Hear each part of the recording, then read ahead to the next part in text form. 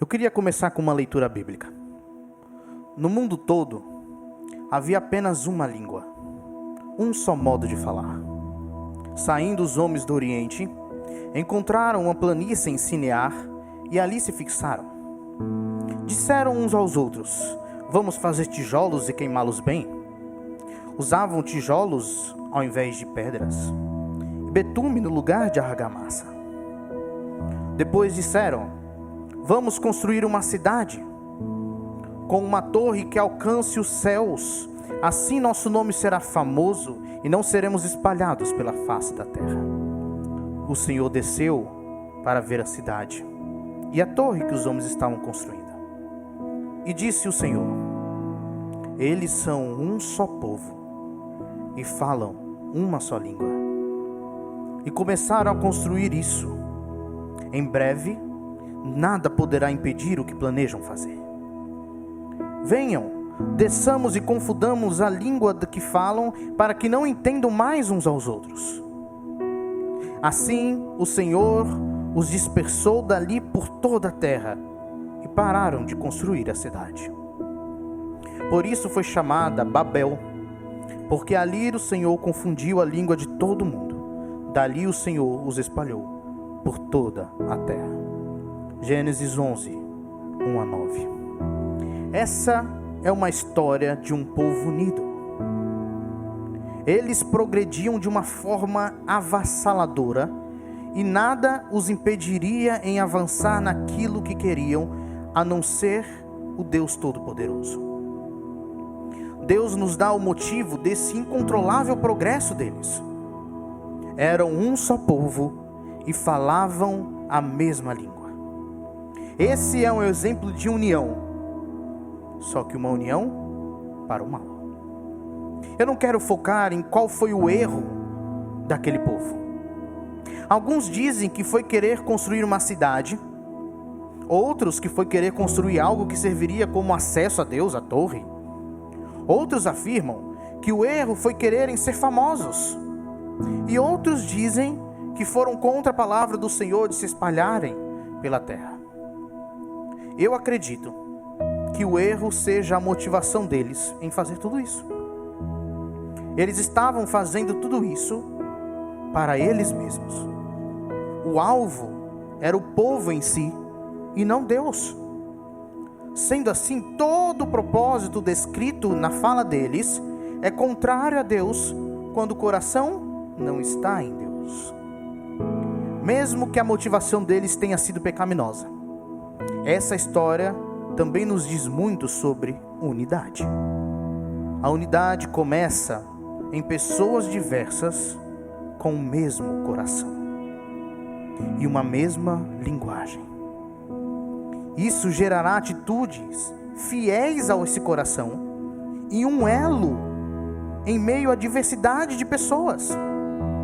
Isso tem muito a ver com o que Paulo quer nos mostrar no texto que leremos hoje de Filipenses. A unidade é um instrumento para perseverarmos em sermos fiéis. É um meio de permanecermos fiéis na corrida do Evangelho. Não é qualquer unidade. Não é aquela unidade baseada em motivações erradas como a dos construtores da torre. É a unidade que provém de Cristo e do seu coração em nós. Por isso, quero que os irmãos abram a Bíblia em Filipenses 4. Vamos ler do 1 ao 9. A palavra do Senhor diz assim: portanto, meus irmãos amados e muito saudosos, minha alegria e coroa, sim, amados, permanecei deste modo firmes no Senhor. Rogo a Evódia e rogo a Sintique, pensem concordemente no Senhor. A ti, fiel companheiro de jugo, também peço que as auxilies, pois juntas se esforçaram comigo no Evangelho. Também com Clemente e com os demais cooperadores meus, cujos nomes se encontram no livro da vida.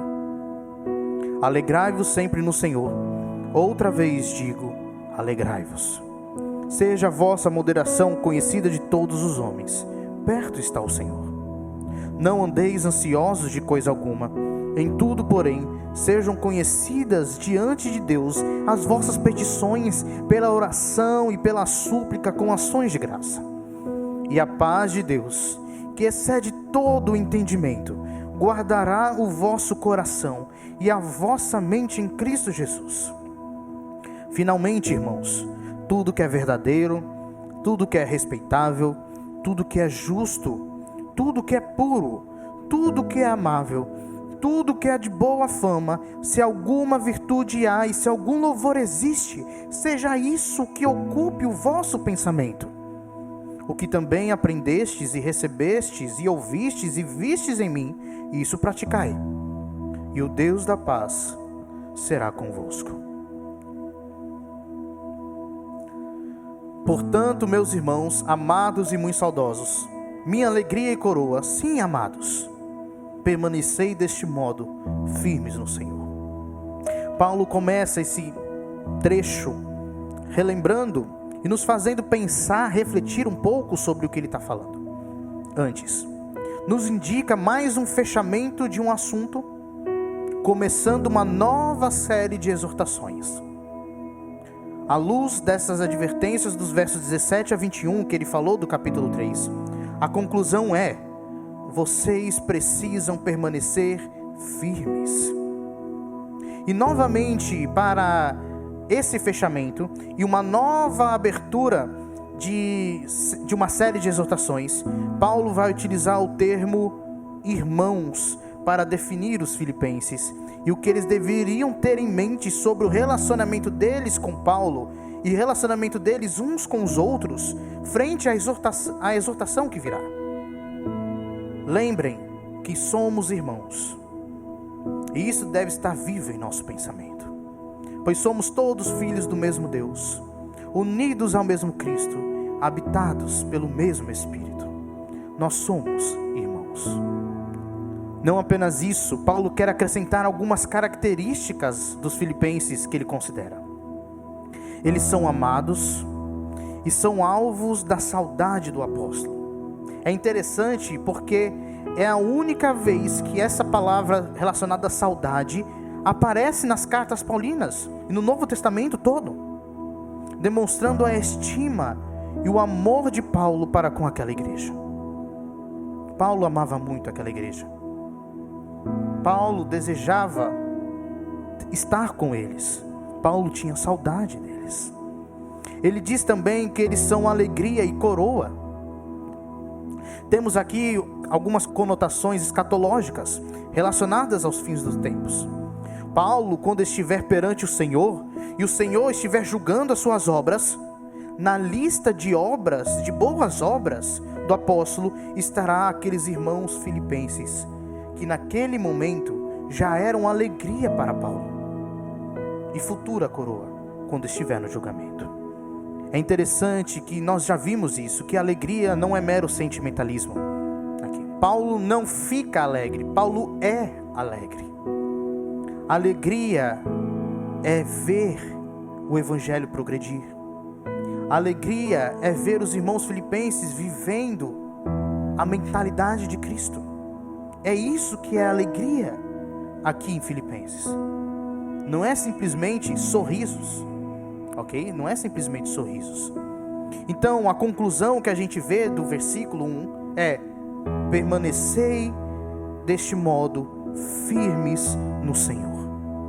Isso é um contraste muito grande, porque enquanto muitos aderiram à forma libertina de viver descritas no versículo 18 e 19 do capítulo 3, quando ele diz aí: pois muitos andam entre nós, dos quais repetidas vezes eu vos dizia e agora vos digo até chorando, que são inimigos da cruz de Cristo. O destino deles é a perdição, o Deus deles é o ventre, e a glória deles está na sua infâmia, visto que só se preocupam com as coisas terrenas.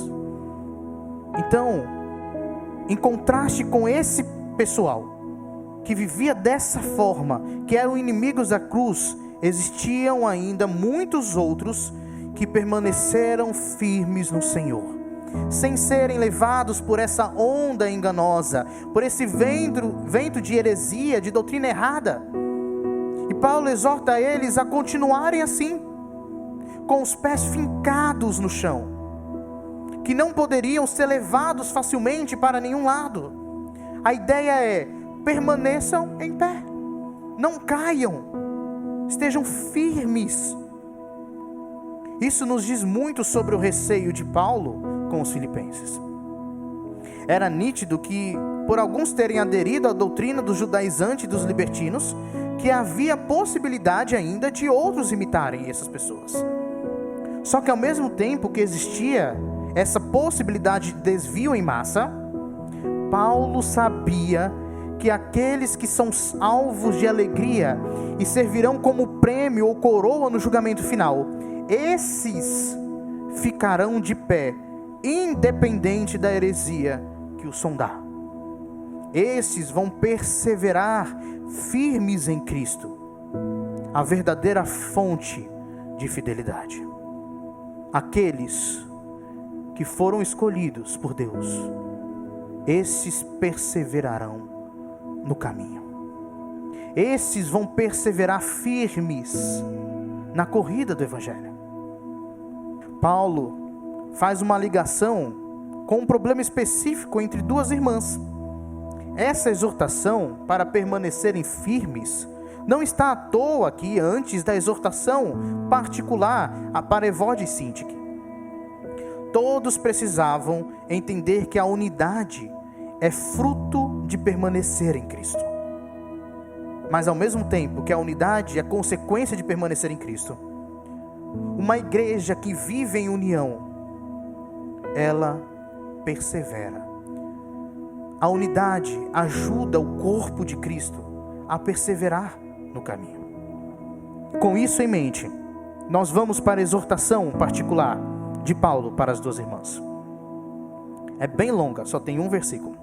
Ele diz assim: rogo a Evódia e rogo a Síntique, pensem concordemente no Senhor. Aqui em Filipenses 4:2, uma das perguntas que a gente tem que fazer é: quem é Evódia?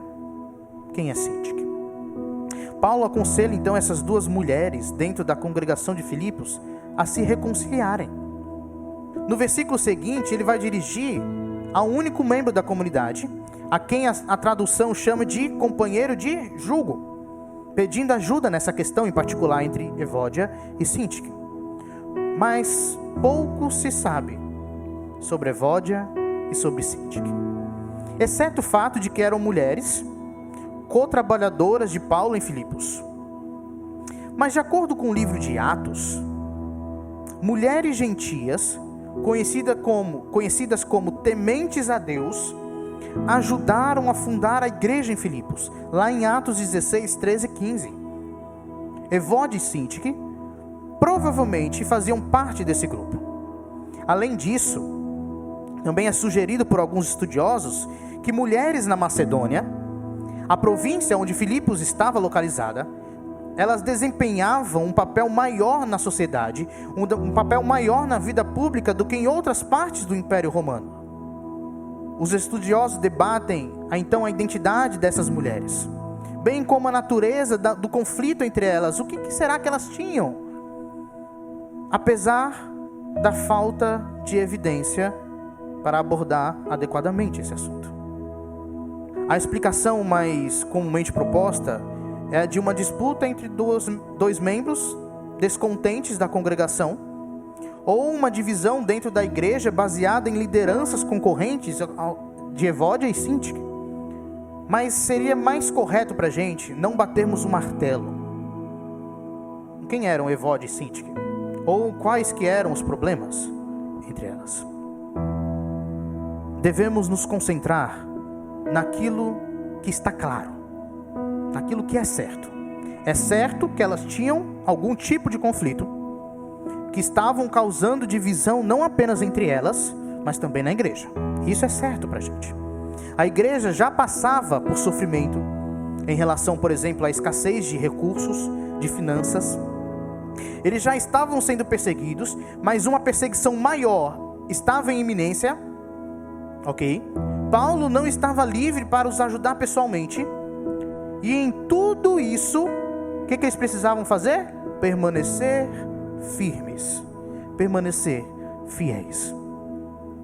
Não é à toa que Paulo chama as duas, e com isso também chama a igreja dividida para uma união. Paulo sabia da dificuldade que era permanecer firme diante de todo esse contexto de aflição. Por isso Paulo fala para elas ficarem unidas, consequentemente a igreja também, porque Paulo sabia que a dissolução do corpo, a desunião do corpo, é um meio para que o corpo fracasse em progredir na corrida do Evangelho. É muito mais difícil, para não dizer impossível, que o corpo continue em meio à inúmera desunião, à dissolução, a brigas constantes. E ele sabia que enquanto isso, a unidade é instrumento de Deus para a perseverança, como a gente falou. Ele tinha plena consciência disso.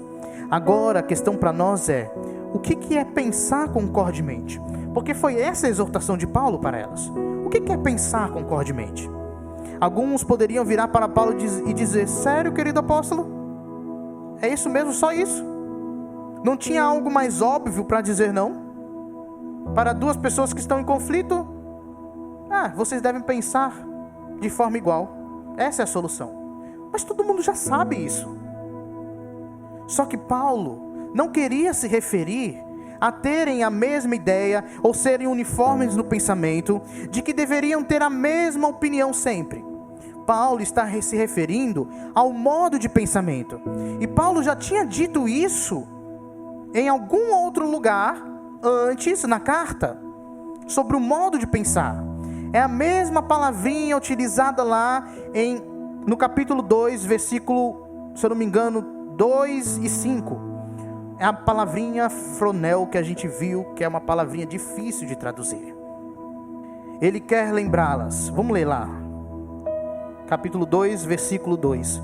Completai a minha alegria de modo que penseis a mesma coisa, tendo o mesmo amor, sendo unidos de alma, tendo o mesmo sentimento. Nada façais por partidarismo ou vanglória, mas por humildade, considerando cada um os outros superiores a si mesmo.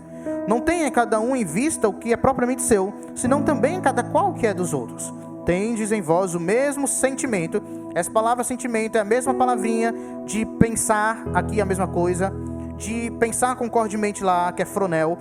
Tende em vós o mesmo sentimento que houve também em Cristo Jesus. Então, quando Paulo fala lá, pensem concordemente, ele está trazendo tudo isso que ele já falou à tona, de volta. Ele está falando a mesma coisa aqui, ou seja, pensar concordemente, pensem a mesma coisa, tenham o mesmo amor, sejam unidas de alma, tenham o mesmo sentimento, não façam as coisas por partidarismo ou vanglória, mas por humildade, considerando cada uma a outra superior a si mesmo. Não tenha cada um em vista o que é propriamente seu apenas, senão também cada qual o que é dos outros. Então, quando Paulo chega para elas e fala, pensem concordemente, Paulo está trazendo tudo isso. Ele quer lembrá-las o que ele já havia dito para toda a igreja, e agora em um sentido mais estrito, mais particular para elas. Ele queria fazê-las entenderem que elas, estando em Cristo, era a mesma mentalidade, o mesmo coração que deveria reger, guiar a ação delas, as atitudes delas. Às vezes, quando a igreja recebe de forma geral a exortação, pessoas que vivem particularmente aquele problema exortado, não conseguem entender que a exortação são para elas principalmente. Não conseguem, um exemplo aqui, quando eu falo de forma geral aqui para a igreja, tem algumas pessoas que passam por problemas, do qual eu estou citando e exortando com a palavra do Senhor. Às vezes é difícil fazer essa ligação entre a pregação e aquilo que eu estou vivendo. Por isso Paulo, estando à distância, faz questão de enfatizar que aquela verdade do capítulo 2 deveria ser real na vida delas. Aquela verdade de viver pensando a mesma coisa, com o mesmo modo de pensar, com a mesma mentalidade, deveria ser real no relacionamento entre elas. Então, a resolução de Paulo para a desunião na igreja, encabeçada por essas irmãs, não é um simples pensem a mesma coisa. Refazendo todo o trajeto da carta, Paulo, desde o primeiro capítulo até esse final, ele vem tratando sobre a união de uma forma indireta. É Paulo virando para elas e dizendo: sabe, Evódia e Sintique, vocês duas foram alvos da obra de Deus por meio de Cristo. Com isso, vocês estão unidas a Cristo, sendo juntas membros do corpo de Cristo. É por isso que vocês possuem a mentalidade, o coração que impulsiona suas atitudes, o seu viver, o coração que vem de Cristo. E vimos que isso o impulsionou a agir como servo. Sendo assim, vivam essa mentalidade desse coração servil que possui nele, que é a nossa única e verdadeira fonte de fidelidade. Meus irmãos, isso é pura teologia. Paulo não precisou dizer a palavra união uma só vez para aconselhá-las, para exortá-las sobre unidade. Paulo simplesmente demonstrou que o caminho natural dos que estão em Cristo não pode ser de dissolução, mas precisa ser um caminho de união. Isso é viver a realidade da salvação, da justificação em Cristo. É caminhar naquilo que somos. E para fixar em nossa mente, no nosso coração, no nosso intelecto, somos unidos a Cristo. Logo, nós somos unidos uns aos outros. Essa é a realidade da igreja. Essa é a realidade do corpo de Cristo. Então, ele no versículo 3, pede alguém especial para ajudar nessa reconciliação. Ele vai falar: a ti, fiel companheiro de jugo, também peço que as auxilies, pois juntas se esforçaram comigo no evangelho, também com Clemente e com os demais cooperadores meus, cujos nomes se encontram no livro da vida. Agora Paulo dirige sua palavra àquele que na maioria das traduções é chamado de companheiro, companheiro de trabalho, companheiro de jugo. Paulo solicita a ajuda dessa pessoa para auxiliar presencialmente na resolução deste conflito entre Evódia e Sintique. Paulo fez a exortação à distância, mas ele sabia que elas precisavam de acompanhamento. Ele chama essa pessoa, aqui no grego é sísigo, ok? Sísigo, que significa verdadeiro companheiro de trabalho, de jugo. Várias versões traduzem dessa forma, várias versões.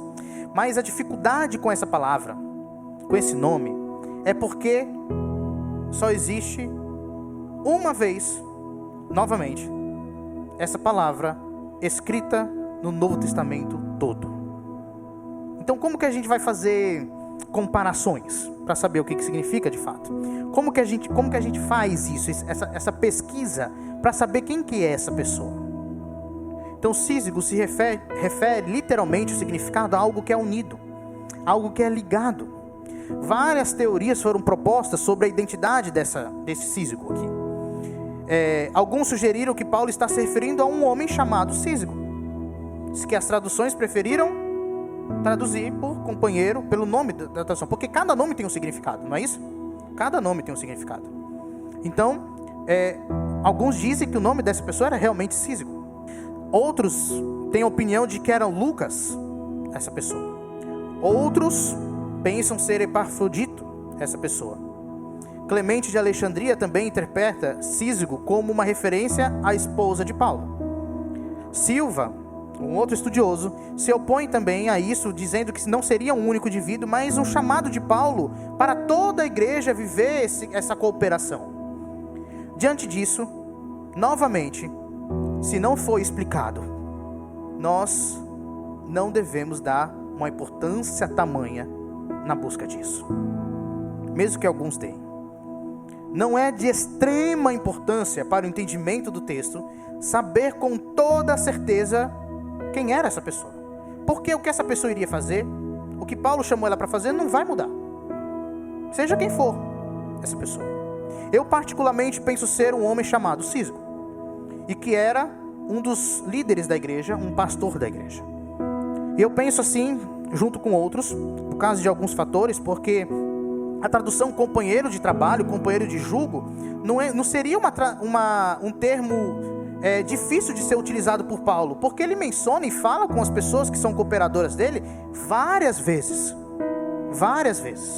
e nenhuma outra vez ele chama eles de companheiro de trabalho.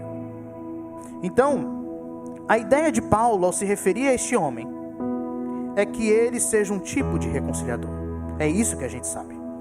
Evode e Sintique serviram junto a Paulo, Clemente e outros na obra.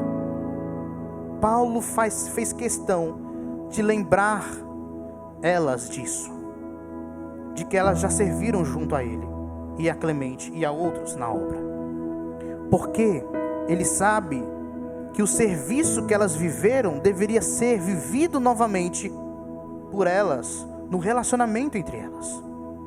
Elas precisavam perceber que a mesma mentalidade de servas que as fizeram cooperar no evangelho com Paulo, deveriam viver naquele momento para se unirem. Paulo está falando isso, está fazendo questão de lembrá-las disso, porque ele sabia que elas precisavam entender que o que impulsionou elas a cooperarem com Paulo e com os Clemente e com os outros no evangelho, pregando o evangelho, fundando a igreja de Filipos, aquilo que impulsionou elas deveria ser a mesma motivação para elas viverem unidas umas às outras. E Paulo, no versículo 4, ele se refere a toda a igreja, mas ainda não mudando muito de assunto. Lógico, ele não vai mudar de assunto aqui, mas ele se refere a toda a igreja, dizendo: alegrai-vos sempre no Senhor. Outra vez digo, alegrai-vos. Paulo, o que quer dizer? O que alegria tem a ver aqui? Nesse momento que você está tentando resolver um conflito, está falando para elas viverem sorrindo. Como a gente viu, alegria é ver Cristo no próximo e em seu viver, que demonstra o coração de servo. Não é algo individual, mas coletivo. Paulo está chamando a uma alegria mútua uns aos outros.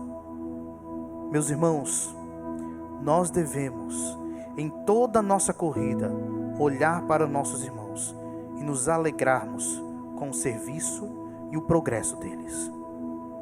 Até porque a corrida não é nossa, a corrida é do corpo. A corrida são de todos os salvos, todos os que estão unidos a Cristo. A chamada para a alegria, então, é uma chamada para observarmos o próximo e celebrarmos a obra divina nesse próximo. Celebremos o Cristo que está fazendo a obra no irmão, e nós devemos focar nisso. Evode, Sintique, Clemente, Císco e cooperadores, todos nos alegremos, pois somos juntos participantes da obra e servirmos juntos. Celebrem, não se separem, alegrem-se, não fiquem brigando uns com os outros. Reconheçam a obra de Cristo no seu irmão.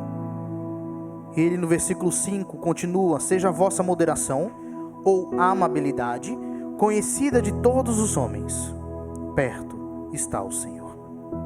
Paulo quer mostrar para a gente a forma como celebramos, a forma como nos alegramos com o irmão. Não é apenas no falar ou no sorrir, mas principalmente no sermos amáveis uns com os outros.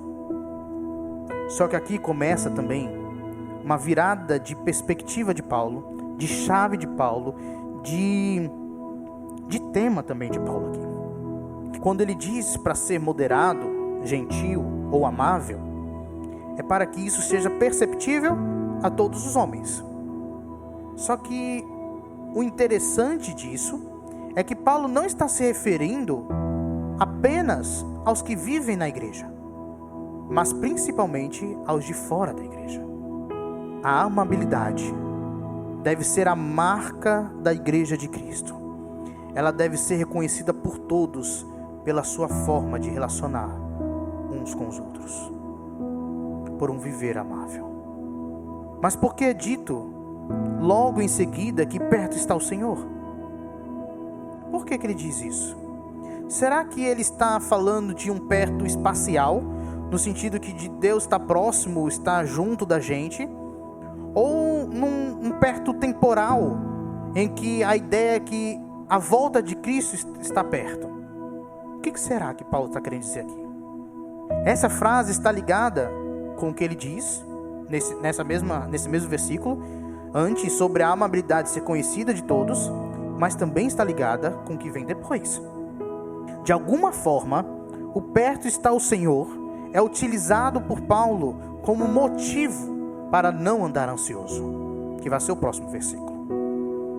Entendendo então esse versículo por completo, é como se Paulo dissesse assim: vocês, a igreja em Filipos, devem ser identificados como aqueles que são amáveis, mas quando isso for perceptível pelos de fora, quando eles verem Cristo no meio de vocês, lembra da perseguição que eu falei antes?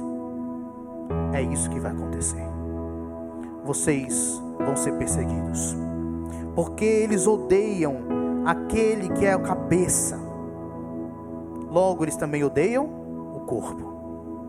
E quando a perseguição vier, o sofrimento assolar a vida de vocês, vocês vão lembrar, vocês vão sentir, vocês vão viver que perto está o Senhor. Isso é tanto espacial quanto temporal, meus irmãos. São os dois. Paulo está querendo dizer que sim, a perseguição é um dos sinais da vinda de Cristo. É um dos sinais que Cristo está voltando, que vai voltar. Mas não se esqueçam da outra promessa, de que Deus estaria conosco todos os dias até a sua volta. Todos os dias. Perto está o Senhor. Ele está no meio de nós. E Ele vai voltar em breve. Perto está o Senhor. Por isso, meus irmãos, é que ele fala o versículo 6 agora: não andeis ansiosos de coisa alguma. Em tudo, porém, sejam conhecidas diante de Deus as vossas petições, pela oração e pela súplica, com ações de graça. Podemos sim aplicar já ao presente, que eles deveriam entregar a Deus suas angústias, sua ansiedade.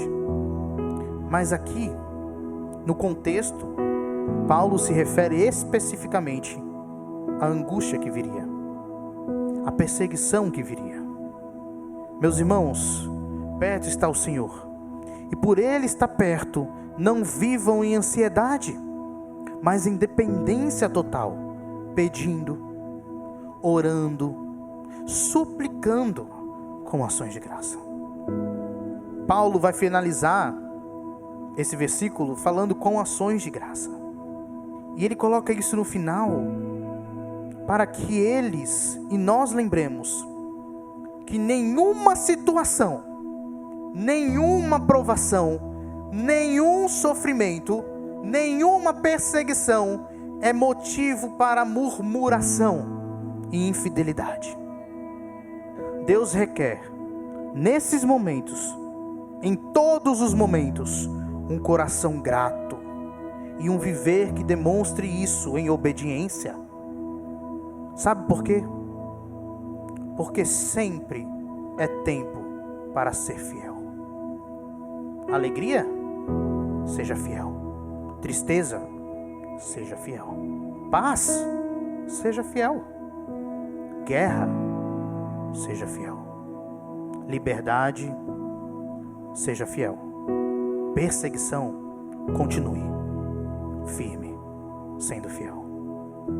Um consolo nisso tudo é que à medida que permanecemos fiéis em Cristo, pelo poder dele, claro, nós vamos sendo enchidos de encorajamento, de força. E se você já foi encorajado por Deus, você sabe que tipo é esse de consolo que eu estou falando.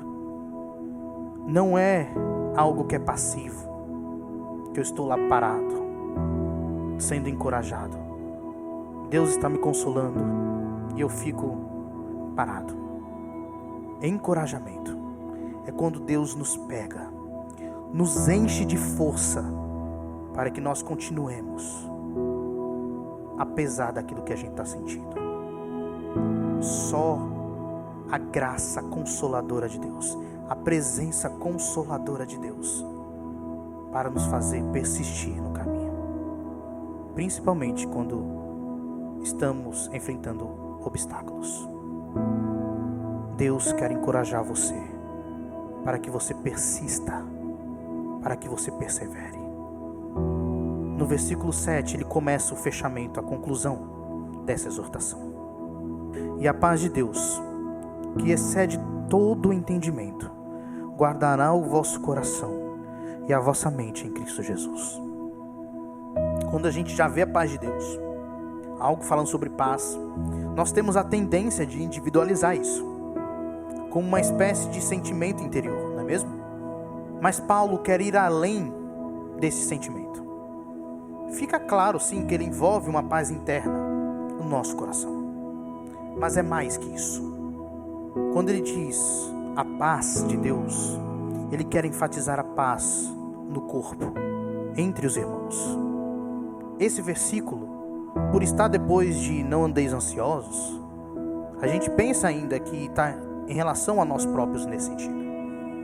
Mas esse versículo é uma conclusão de toda a exortação desde o versículo 1 desse capítulo 4. A ideia então é que, sabe, vocês resolvendo este conflito, vocês estando unidos, vocês tendo a paz de Deus no meio de vocês, essa é uma paz que vai além do mero intelecto de vocês. É uma paz que vem diretamente de Deus para vocês. É essa paz entre vocês que vai guardar o coração de vocês, a mente de vocês em Cristo Jesus. É essa paz que vai guardar nós de permanecermos, de perseverarmos.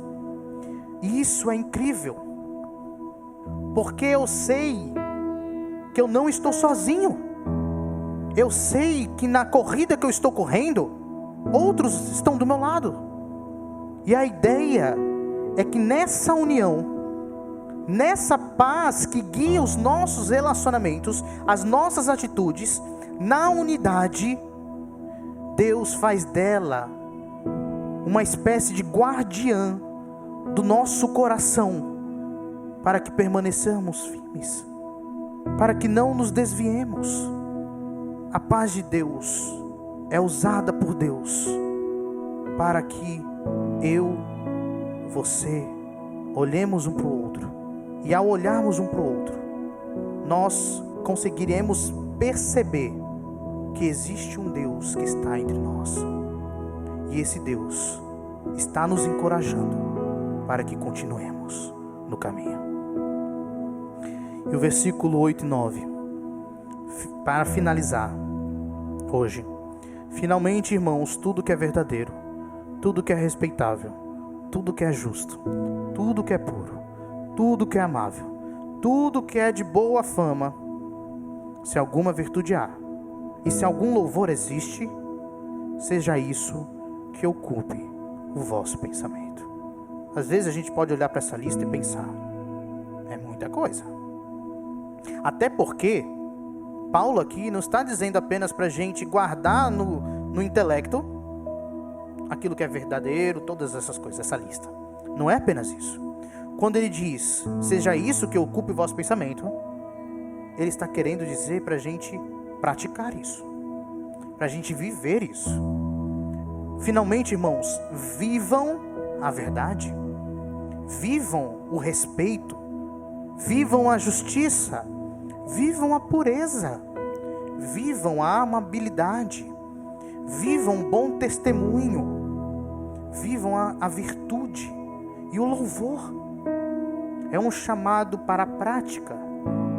E mais incrível ainda, é porque eu olho isso aqui e não consigo pensar em outra coisa a não ser Jesus Cristo e seu viver e o seu coração. Ele é a verdade. Ele sempre viveu com respeito e foi respeitado de certa forma, né? Ele é a justiça. Ele é a pureza. Ele é a personificação do amor. Não tem melhor testemunho que o de Jesus Cristo, melhor fama que o de Jesus Cristo. Se teve alguém que viveu a virtude, foi Jesus Cristo. Se teve alguém que em todos os momentos viveu um louvor a Deus, mesmo no momento de maior aflição na cruz, foi Jesus Cristo. Nós devemos viver Jesus Cristo. Nós devemos reviver a fidelidade de Cristo. O que também aprendestes e recebestes e ouvistes e vistes em mim, isso praticai, e o Deus da paz será convosco. Filipenses, tudo que eu escrevi na carta até agora, vocês receberam. Além disso, receberam o Evangelho e outros ensinamentos. Vocês me ouviram, mas não só isso. Vocês viram em mim. Paulo vivia aquilo que ele ensinava. E é isso que nós devemos fazer. Paulo vivia isso. E o Deus da paz será convosco. Se vocês viverem, praticarem Jesus Cristo e a vida, a fidelidade dele, é certo que a união estará no meio de vocês. E a paz de Deus vai reinar no relacionamento de vocês. E com isso eu quero ir para as conclusões. Primeiramente, unidade é fundamental dentro da igreja. Por isso, não devemos tratá-la como descartável ou negociável. Nós não negociamos unidade, porque unidade faz parte da essência. A ideia que unidade não é aquilo que a gente deve fazer, a não ser que a gente esteja em pecado, mas é aquilo que a gente precisa ser. É aquilo que a gente precisa ser, porque em essência nós somos unidos a Cristo e deveríamos ser unidos uns aos outros. É a unidade uma demonstração visível da nossa união com Cristo. Então unidade não é negociável. Unidade deve ser parte da nossa essência. Ligado a isso, a próxima verdade que eu quero trazer para a gente, e conclusão é: não podemos dar soluções simplistas para problemas complexos. E isso é difícil, meus irmãos. Paulo construiu toda uma teologia nesta carta para demonstrar que eles deveriam viver em união para permanecerem firmes no Evangelho. Não só isso, Paulo deixa evidente para nós que discipular é mais do que aconselhar. Discipular é chamar para viver junto a vida em Cristo. E nós não fomos chamados para apenas darmos um conselhozinho para o nosso irmão. Não é apenas isso. O aconselhai-vos uns aos outros faz parte do discipulado, mas não é só isso. Fomos chamados para discipular. Ao invés de ore mais, troque por vem aqui, vamos orar. Ao invés de apenas dizer leia a Bíblia, troque por vamos ler juntos, vamos estudar a palavra juntos. Ao invés de simplesmente afirmar que o outro deve ser fiel, chame para te seguir. Agora cuidado, você precisa ser fiel. Chame para te imitar e viver contigo essa fidelidade, porque discipulado é vida com vida. Não são meras palavras, é vida com vida. Eu quero caminhar com vocês, e eu quero que vocês caminhem comigo. Eu quero viver ao lado de vocês, correr a corrida do Evangelho com vocês, imitando vocês, vocês me imitando, nessa troca, porque o mesmo Cristo ao qual vocês são unidos, eu também sou, e a gente precisa ter isso. Outra conclusão é que perto está o Senhor. Jesus Cristo está perto de voltar. Amém? Maranata, Senhor. Vem, Senhor. Nós queremos o corpo glorificado, Pai. Nós desejamos a infinitude com o Senhor. Isso é algo que deveria arder em nós. Mas até que Ele venha, lembremos do outro significado de perto está o Senhor. Ele está aqui conosco. Sua presença é real. E sua promessa está sendo cumprida.